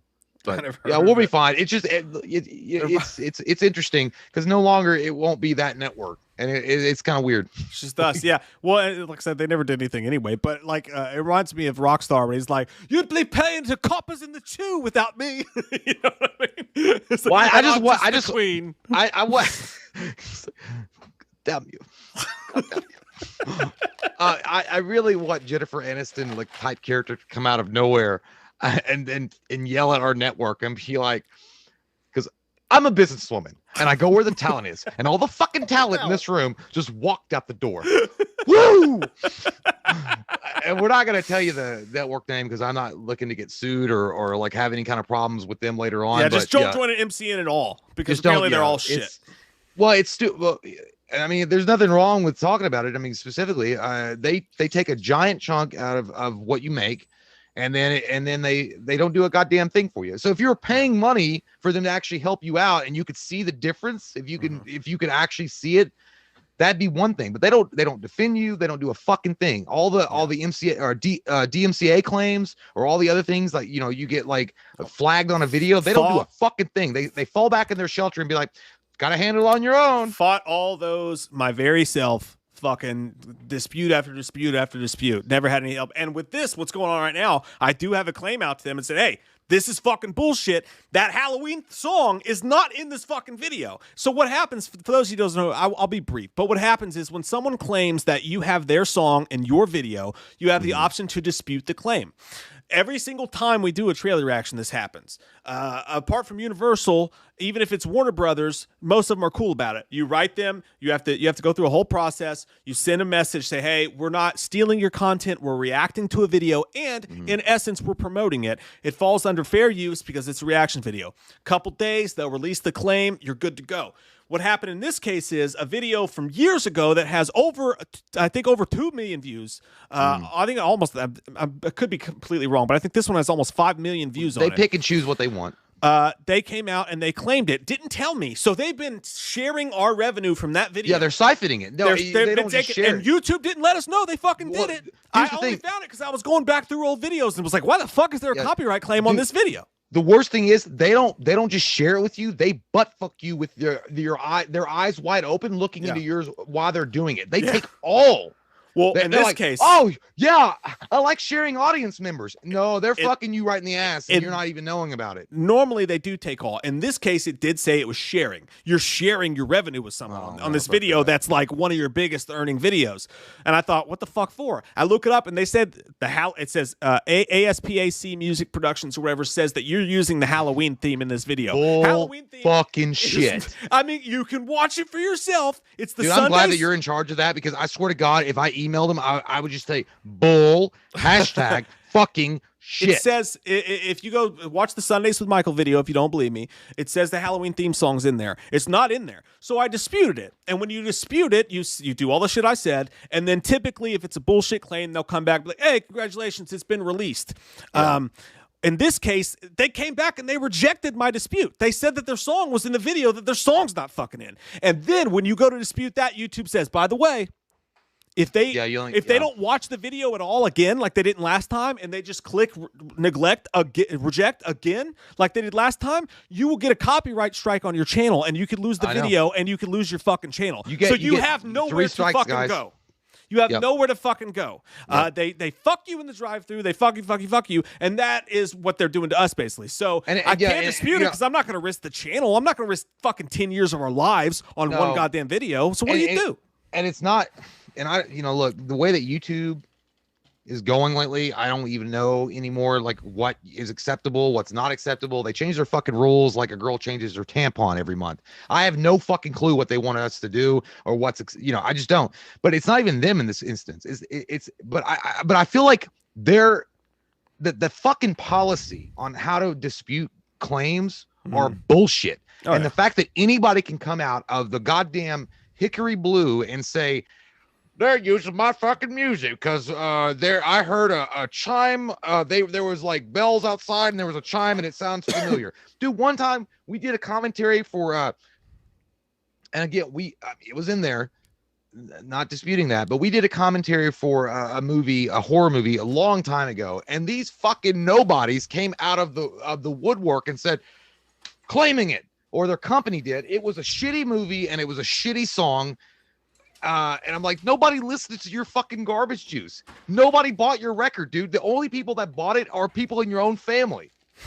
Because it was a piece of something else. It wasn't even what we were covering. It was garbage. Yeah, and I was like, dude, I would never, if I were going to get busted for anything, I would use some like fucking Led Zeppelin or Kiss music or something and be like, come get me. But this was like some shitty fucking no man's garage band garbage juice that they never sold a fucking it's so fucking stupid. It's a shit show, man. Dirk Jason All says going to see Texas Frightmare in September. Hope to see you.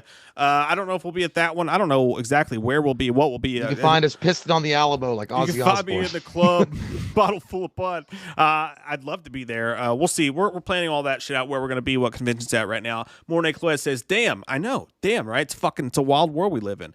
But apart we got no strikes so far. P-Rich was asking how many. Yeah, we don't have any strikes. Thankfully, thank God. Because you don't want to get one though, because then you're even deeper fucked. And it's coming down on a lot of other channels, bro. So that's one of those things that you got to be real careful about. That's why me and Mike are limiting our cussing, for the minute. We're trying to follow the guidelines, but like I said, like their policy and their guidelines change all the fucking time. And, and it's one of those things that you don't know. The worst thing about it is it's like working for a guy and they hire you on. And then they change the fucking rules every 6 months, even though you agreed to a contract with them the first initial time. Then they were like, oh yeah, but by the way, you kind of fucked up here because the new policy dictates, like, yeah, but you hired me before you wrote the new policy, so you can suck my butthole. And they're like, no. This is the new policy. It's like you jump through hoops, man. You jump through fucking hoops. Yeah, you're fucked no matter what you do. As a creator, you're shit out of luck. And then you have other people wanting you to come to their platform, and you're like, man, we create for YouTube, we create for Patreon. I don't want to shortchange our Patreons by creating for you. And they're like, well, go fuck yourself then. I'm like, I guess we'll fucking fuck ourselves. We'll stay with the people that are fucking us because they've got us knee deep and we can't do anything else. But anyways, Sean Davis says, curse you, Batman. You'll never stop pants, dude. And my henchman, khaki, skinny jeans, slacks, and corduroy.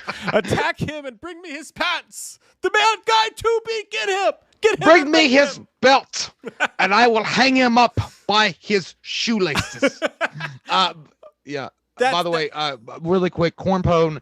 Yes, the strikes do expire after 90 days, but if you get struck within those 90 days, your fucking channel is permanently gone. Yeah. So that's where it's scary, because if you get one strike, 90 days, you get 2 strikes and 3 in 90 days, you're out. And if they're able to give us a strike for putting the Halloween theme song in a video that we didn't put the Halloween theme song is, who's to say tomorrow they're not going to go to every video with Michael Myers in and say the Halloween theme song is in them too, and then take all those down as well. So it's like a fucking slippery slope, bro. Yep. You can't even fuck with it, especially not in our position where we don't matter. Austin P-Rich says, no, you guys don't want that. No, I don't want that. No, it's like YouTube is beating the shit out of you, like they're Iron Man and Avengers Age of Ultron. It's like, it was all right, good conversation. It's like, no, it wasn't. No, it wasn't. Austin says it's probably the bad guy from Mandy claiming that shit. Yeah, he's just standing there jacking it feverishly going, ah! Yeah, that guy that drinks gasoline and farts fire. Like that dude. The one with the spikes in his I was thinking the cult dude that's like, get me the Horn of Abraxas. Oh, that dude. Yeah, the Horn of Abraxas dude. Anyways, all right. Army of the Dead. Speaking of which, Army of the Dead, Zack Snyder's Army of the Dead in theaters now. I think it's still in theaters. Comes out on Netflix on Friday. On May 21st, it comes out on Netflix. Jay and I got to see it, and we fucking love it. Dude, it was so good. And if you're a Zack Snyder fan, if you enjoyed Zack Snyder's Justice League, if you enjoy Zack Snyder's Jib, you're gonna fucking love this. And I think that most of the people who hate Zack Snyder's shit, it's only because of the weird DC tie-ins and they want Superman to be this or Batman to be this. I think even those people are going to fucking love this because it's the exact same as those movies with all the Snyderisms and stuff like that, but it's not on these characters that people get so hung up on. So I think they'll be able to actually cut loose for a little bit and fucking enjoy the goddamn movie. Yeah, man. Look, I was trying to think of something like to encompass my feelings for this movie, and it was pretty much Kenny Loggins when I watched it, playing with the boys after chasing sunset. One of life's simple joys is killing zombies. It's one of those movies, dude, that like it's got the good shit, Zack Snyder, Dawn of the Dead, and it mixes it really well with something like Ghosts of Mars, which very underrated flick. Amazing. And then it's got a little bit of a video game element to it that works. It's got like a Dead Rising kind of thing with Frank West. It's got all that. And you're right. The flavor, Dave, is still there because at the very beginning of the movie, they had this slow-mo kind of recap with the music playing, very similar to Watchmen, very similar to Dawn of the Dead, the remake. And I loved it. I loved every single fucking minute of it. I loved it so much, dude. I played the Cranberry Zombie, which they play in the movie, over and over again on my fucking phone. Yeah. I love that song after watching that. It's a great song. And I gotta be honest, dude. I thought you were somebody had been poking your butt with a stick for a long time when you said that Dave Bautista was better than The Rock. But after watching this, man, it's up there. It's a tie because Dave Bautista, I thought they gave him a role of Drax because he didn't have a lot of roles and he had to play that like very straight man, and that's why it was funny. A very wooden actor, and that worked for him in his favor as playing Drax. But dude, this guy's got the emotional range, he's got the action sense, the sense to him, and overall just a really charismatic dude. And I'm gonna tell you what, I love Dave Bautista so much in this flick, I would kiss him on the cheek and take him to Sonic for a slushie. Maybe he's on the same level as The Rock. He really is. After this movie. And I said this, I told you this before, I think he's better than The Rock because I think that Batista, if The Rock is Schwarzenegger, as far as just like unstoppable, just huge fucking dude. You know what I mean? Batista is Stallone, which don't get me wrong, I take Schwarzenegger over Stallone, but Batista's Stallone in that he's I like it, like they're really watching this. Look, I love you, Sly. I gotta just stay truthful to myself, man. That's all I can do. But Batista is big and stuff like The Rock, but to me, he has more of a humanistic expression. I can picture Batista down on his luck flipping burgers like he was after winning the fucking the Medal of Honor or whatever it was that he won. I could picture that. I could picture him trying to be medal. I could picture him trying to be a good dad but fucking up and just making the wrong decisions like he was in that movie. He's really believable. Or a better example would be Jean-Claude Van Damme as an action hero, because when he's down on his luck and he's trying to do the right thing but he keeps making the wrong choices, Jean-Claude Van Damme sells that to me really well, like in movies like Lionheart.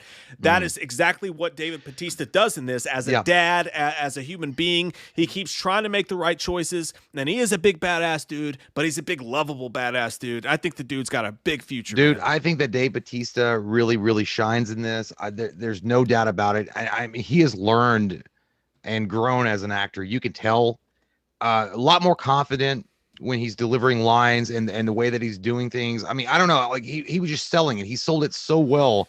And I also the other thing about the movie that I really liked a lot was the camaraderie. It kind of reminded me of Aliens a little bit, like Aliens, when the group gets together to tackle the xenomorphs.